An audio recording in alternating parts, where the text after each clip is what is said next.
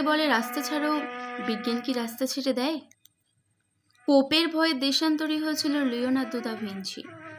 সারাদিন একটা অন্ধকার ঘরের মধ্যে পায়চারি করতেন গ্যালিলিও গ্যালিলি।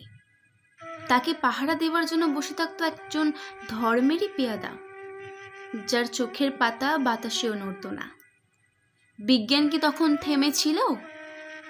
তীর্থের পাণ্ডাদের হই হই, তাদের লাল চোখ কি পেরেছিল পৃথিবীকে বেঞ্চের ওপর দাঁড় করিয়ে সূর্যকে তার চারদিকে উঠবোস করাতে?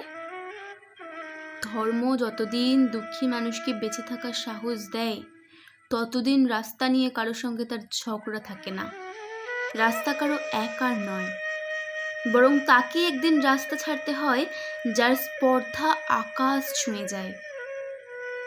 বিজ্ঞান যখন প্রেমের গান ভুলে ভাড়াটে জল্লাদের পোশাক গায়ে চাপায়, আর রাজনীতির বাচ্চারা পয়সা দিয়ে তার ইজ্জত কিনে নেয়, আর তার গলা থেকেও ধর্মের সারদের মতোই কর্কশ আদেশ শোনা যায়, রাস্তা ছাড়ো, নইলে পৃথিবীর কালো সাদা হলুদ মানুষের গান, তাদের স্বপ্ন এক মুহূর্ত সেই চিৎকার শুনে থমকে তাকায়।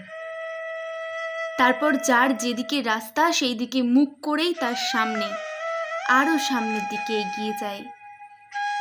কেউ কারোকে রাস্তা ছেড়ে দেয় না।